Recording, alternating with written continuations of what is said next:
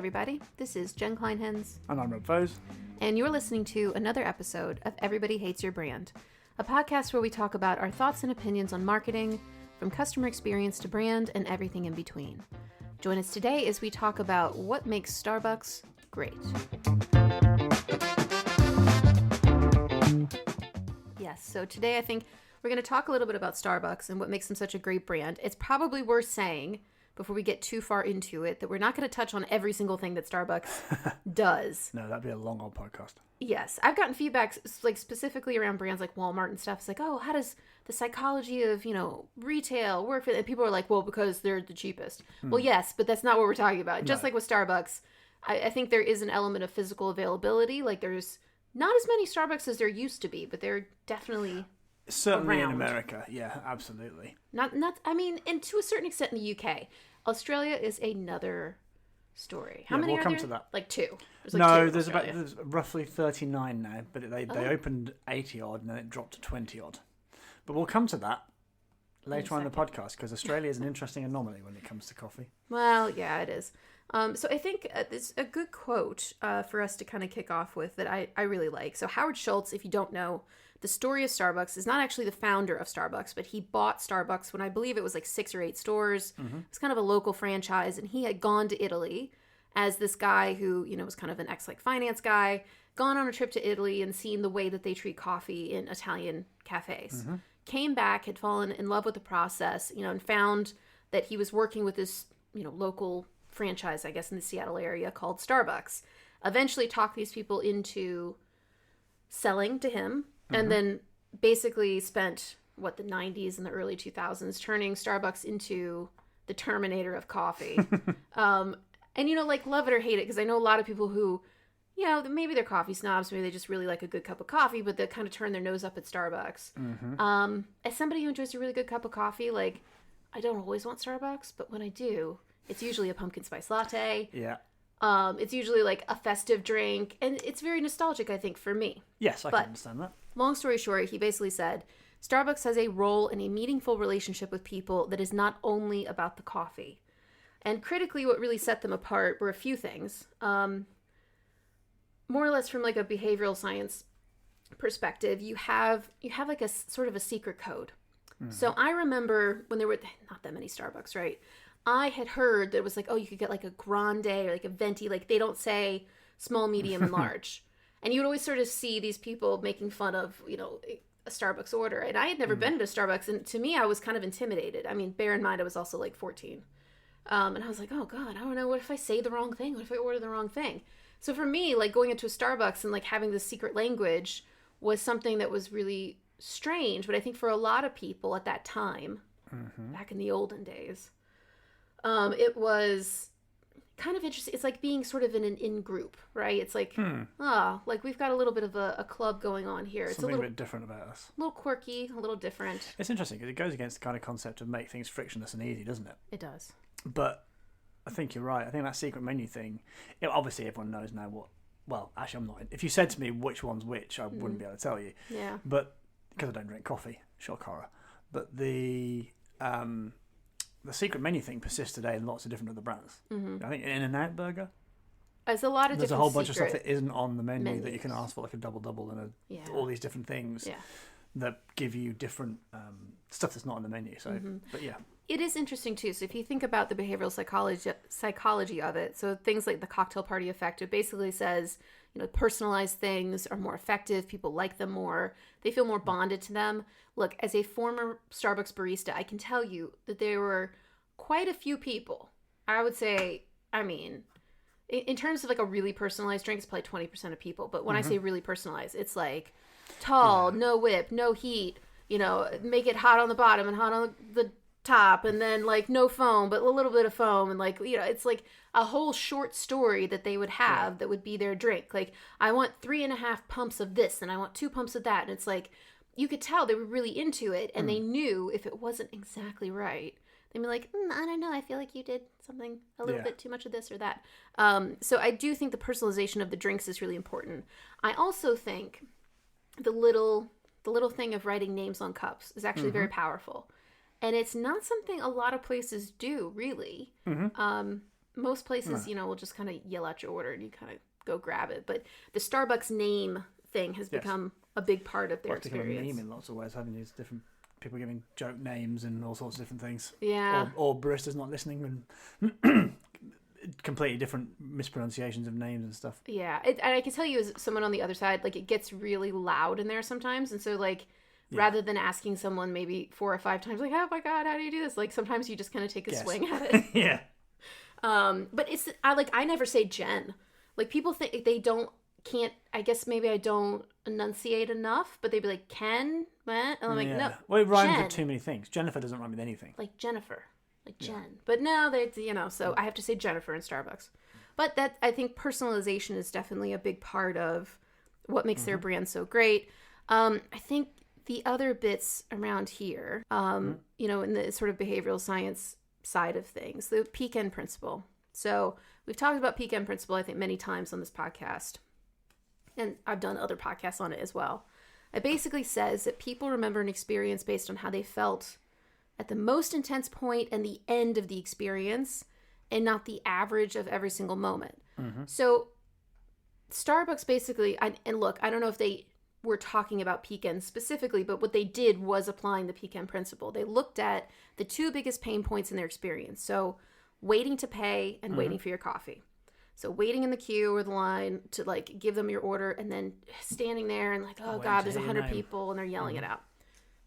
So they were one of the first pioneers of the order ahead feature. Mm-hmm. Starbucks app is like best in class, right? Mm-hmm. But the app basically lets people skip the payment part and the coffee collection part. So if you're like, when I use it, mostly in the US, I do use it in the UK as well. Like in the UK, if I'm on the train and I'm coming into Paddington Station and I know, okay, we're going to be in like 5 or 6 minutes. And I know it's going to take me 2 minutes to walk up to the Starbucks, the hidden Starbucks, in case anyone needs to know, in Paddington Station on like the 2nd level up by the hotel. So I'm like, okay, I'm going to do this. So like 6 or 7 minutes out, I put in my order and it's like, oh, you have this amount of time. And then I don't have to stand because it's attached to a hotel that is full of American tourists. And I apologize, but American tourists love Starbucks because it's like McDonald's. Like you're like, oh, okay, great, I can get something. Some sense of it's that consistency. You know what you're going to get, don't you? Yeah, I will tell you. I did some traveling when I was in business school in Japan, and we were in like Kyoto and stuff, and really doing like the whole like traditional. And and you're like in a group, so you can't go off and do stuff. And we were walking. I want to say 20 miles a day. It was ridiculous. We were starving to death all the time, and we got to. What was it, Tokyo? We got to one of the bigger cities, and right next to our hotel was a Starbucks next to a McDonald's. And every single person in that MBA group went into that McDonald's and got breakfast, and then went to the Starbucks and got coffee for the breakfast. Yeah. And we're all sitting there, just like the biggest tourists ever. But it was such a relief. There's something to be said for familiarity. Yeah. And like, consistency of concepts. I know what's on the menu. It's interesting what you're saying about the app, though. And you were pre-ordering and all that kind of stuff. That app and the Starbucks rewards thing, it has been phenomenally successful for them. Something like 41% of their sales go through that app, which is an extraordinary number. And I think the things that it does really well, there's a couple of things that good loyalty programs do.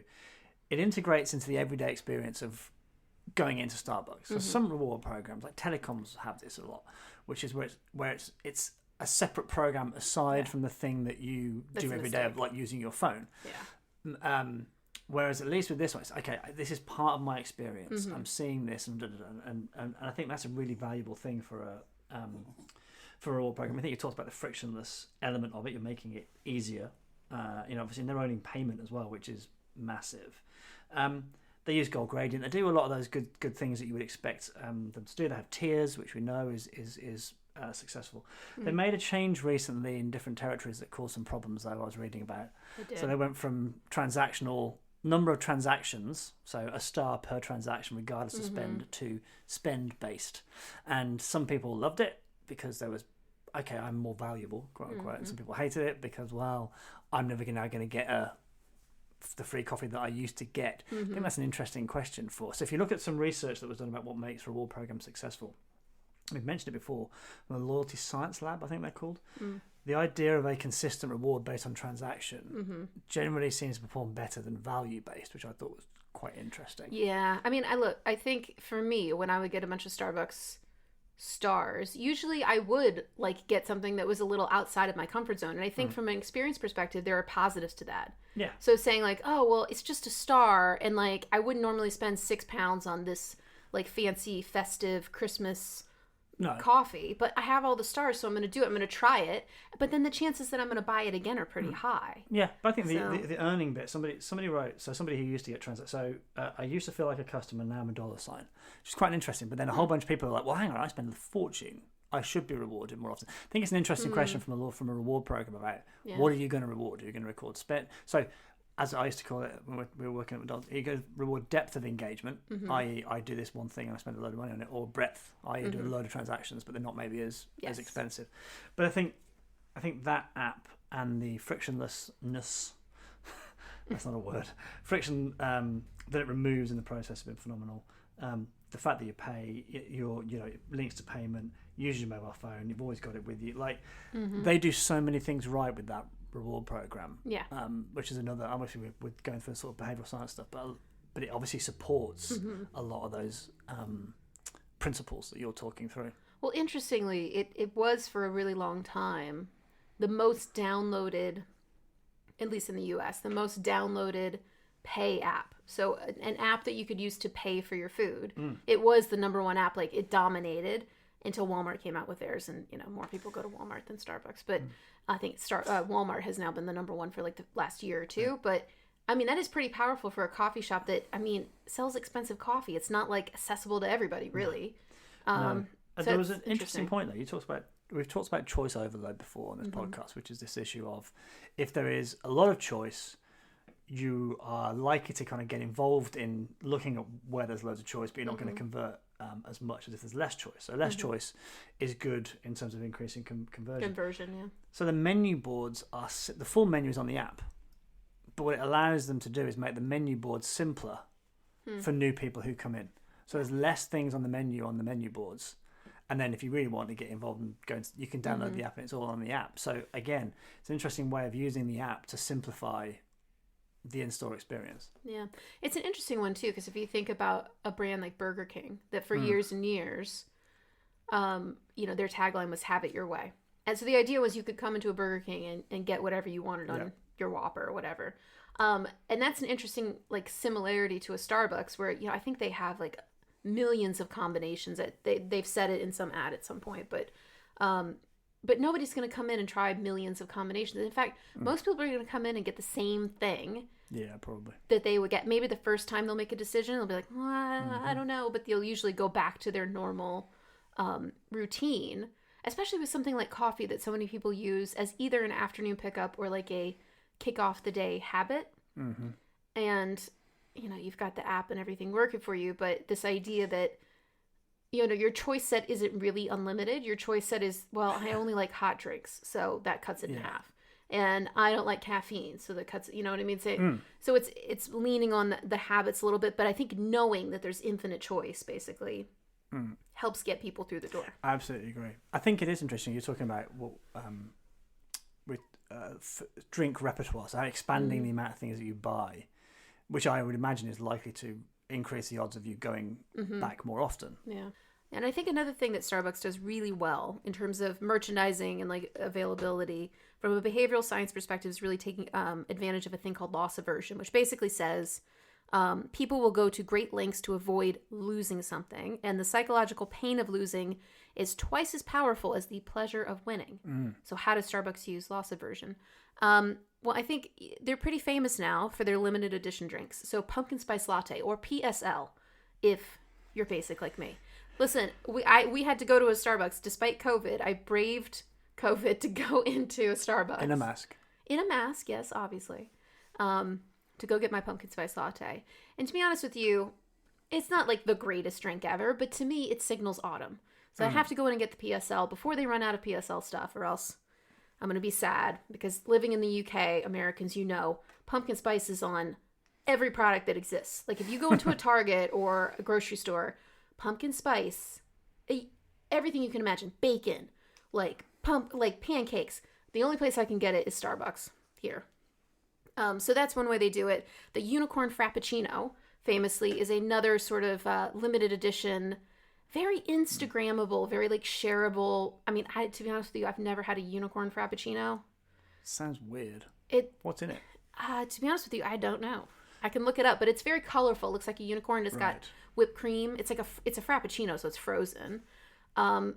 It doesn't sound healthy. It sounds very sugary. It doesn't sound good. It looks sugary.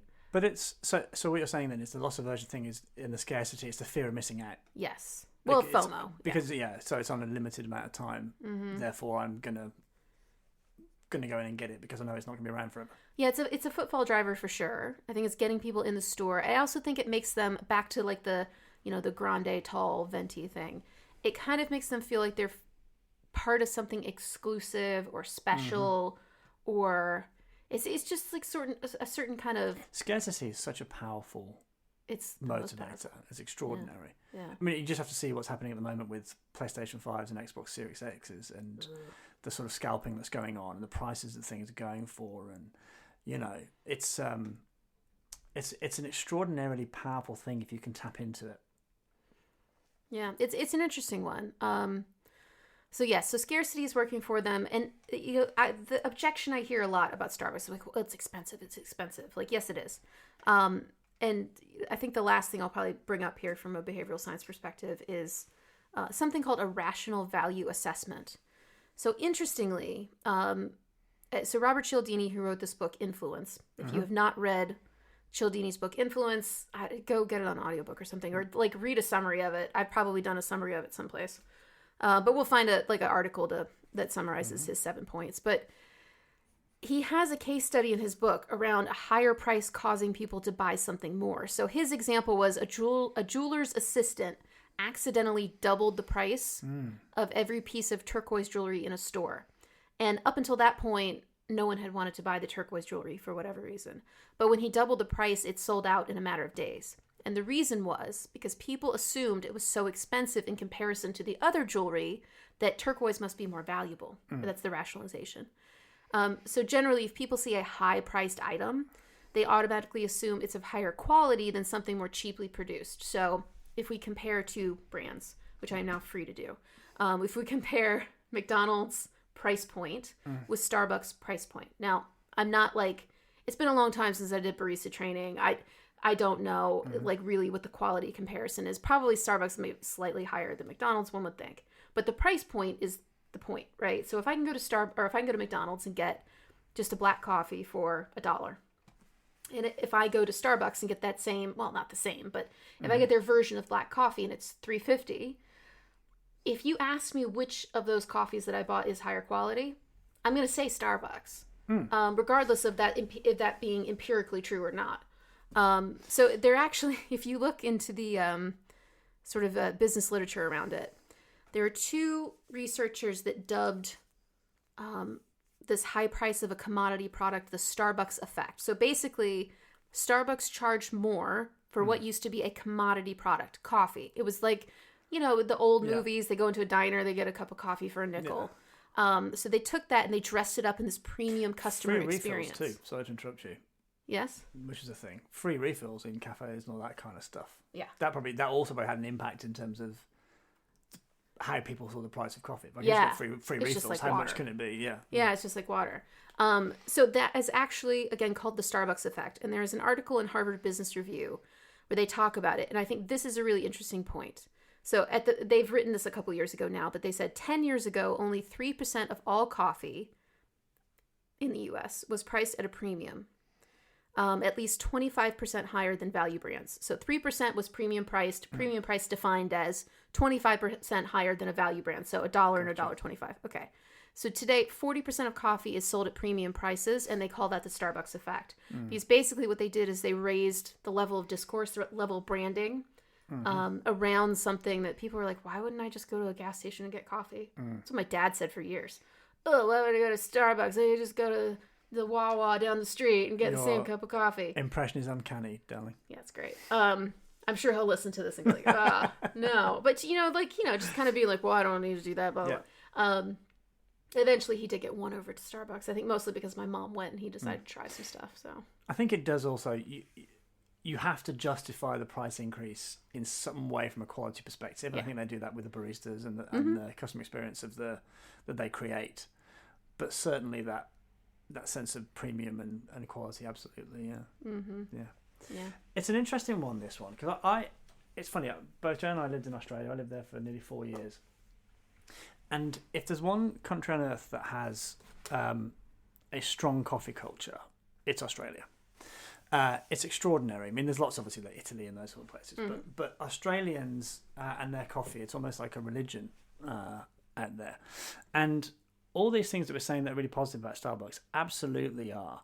But what's interesting is that Starbucks is basically nowhere in Australia. And it's interesting that actually in this situation, the local sort of coffee culture is immersed in kind of Italian and Greek immigrants who began traveling to the country. You know, they're massive in terms of espresso, and Australians are fully, you know, there are so many little hole in the wall, individual barista-y sort of artisanal coffee shops. The only Starbucks I know in Sydney, there's one down by Circular Quay, there's one down by Barangaroo, and there's one on Hyde Park. So tourist places. Exactly. Tourist spots. Exactly. To capture what you were talking about earlier, that familiarity. Oh, I know Starbucks. I'll go there. Yeah, and I'll jump in there. And one of the reasons that it didn't work is because of that coffee culture. So they have specialty items like a flat white, you know, and different things that came in. That what I think it shows is that as a global brand, when you expand, some sense of localization to a degree is a smart thing, or understanding your market. So.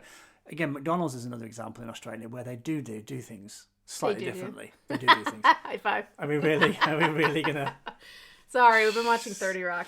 But that idea of McDonald's do slightly things. Sorry. See how many times I can make you laugh. Have different operations and they have different products. And in McDonald's here we have they have a bacon sarnie, which you would never have in America because it's not a thing. It's not a thing. There's a bunch of Americans going, "What is a sarnie?" What's a bap? Sandwich. Yes. Sarnie. We also don't really have bacon sandwiches. I feel like you've... I've taught people something today. But what is interesting is there's another American coffee company. It's kind of encapsulates this point. Gloria Jean's coffees are doing okay in Australia. So they were founded in Illinois. And they opened their first outlet in Australia in 1996.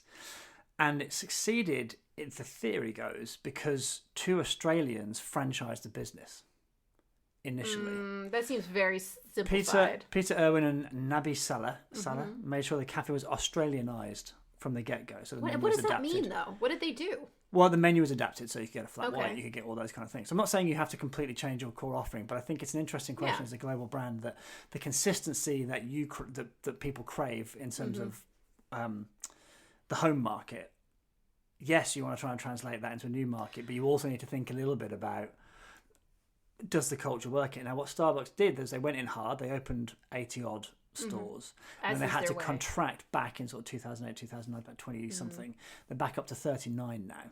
So it'd be interesting to see if they continue to grow and whether they can get a foothold in Australia. Yeah, it's interesting because I feel like Starbucks as a company, that's always kind of been their strategy. And I've heard Howard Schultz talk a few times. I read his book at some point, way back when it came out probably, about this idea that even they were saying we're doing too much. They opened a music production, a music label that was doing people love the music in Starbucks. So they had records that were coming out. They were producing records and stuff, and they were just they were basically sight unseen expanding.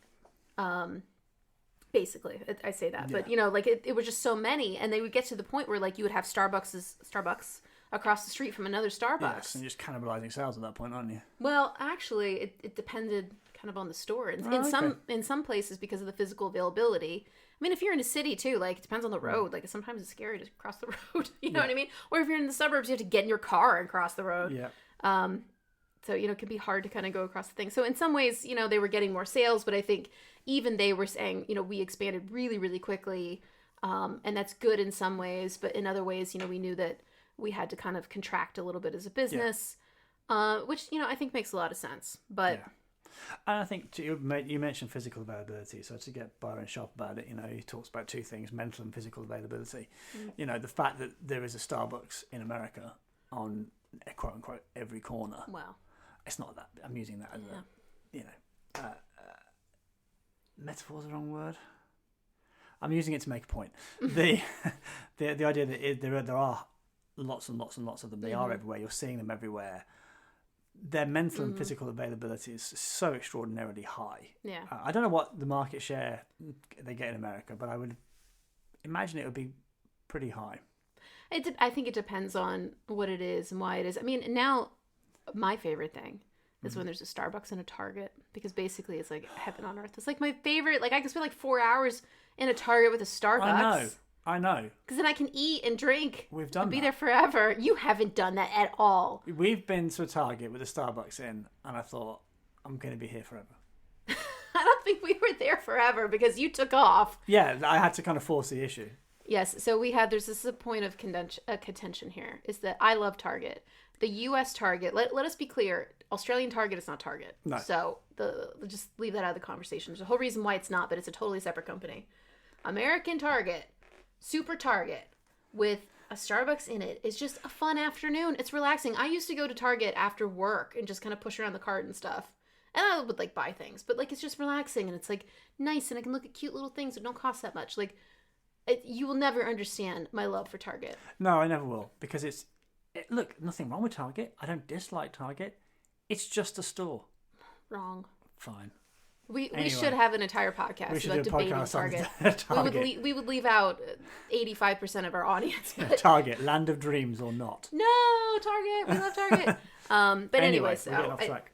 We've gone off track from Starbucks. But I do think at this point they've managed to open more than 30,000 successful stores, which is quite a few. And I think the last thing maybe to wrap up with a little bit is this very famously third place concept. So Howard Schultz's whole thing was, I want Starbucks to be a third place. It's not the office and it's not home, but it is a third place that you can go to socialize and meet friends and kind of do that thing. And interestingly, it worked. Like his whole strategy worked because that was what he saw in Italy. He saw people going and like hanging out in a coffee shop. And we forget, I think, sometimes that before Starbucks, there really weren't a lot of places to do that in most of America. I'm not talking about like LA or New York or whatever. Like in the vast swath in between, which is most of the country. And in a lot of other countries, like it just wasn't really a thing. I'll ask you this question. In the UK, were coffee shops really a thing for a long time? They're still not, I mean, they're gaining momentum, but would you go sit in a coffee shop when you were in university? At university, no. But that was just after Second World War, so... Oh, gosh. No, that would be mid to late 90s. Not really. No, certainly not. And I think it's interesting. I would be interested to know if you charted the rise of smartphones, laptops, mobile devices that you connect to Wi-Fi and 3 and 4G and now 5G, you somehow correlated that with the rise of coffee shops. Yeah.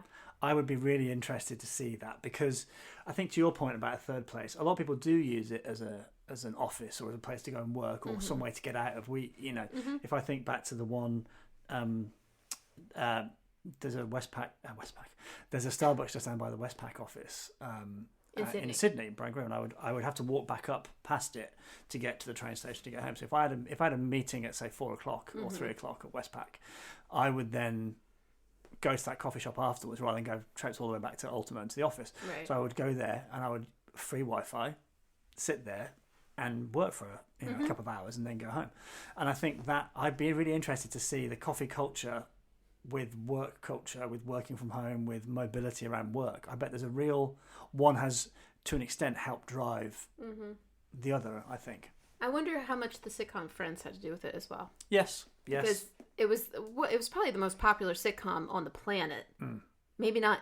I mean, it was one of the most popular at the time, for sure. Well, it was kind of like a cultural force. Wasn't it? It was enormous. I'm a little young for it. Shush. I'm not like. Listen, I didn't really understand what was happening in the world. I was a little young for Friends.